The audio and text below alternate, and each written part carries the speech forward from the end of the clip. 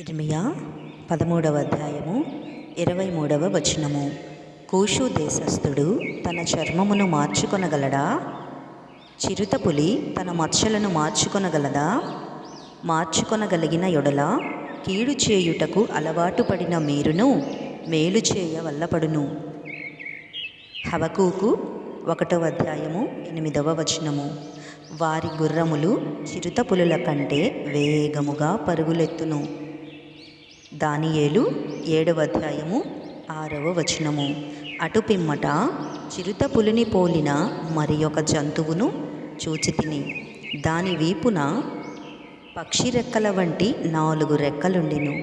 దానికి 4 తలలుండెను. దానికి ఆధిపత్యం ఇయ్యబడెను. హోషేయ 13వ అధ్యాయంలో 7వ వచనము.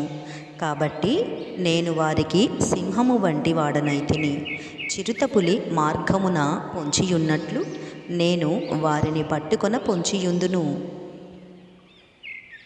ప్రకటన గ్రంథము 13వ అధ్యాయము 2వ వచనము. నేను చూచిన ఆ మృగము చిరుతపులిని పోలియుండెను. ఆమేన్, ఆమేన్, ఆమేన్.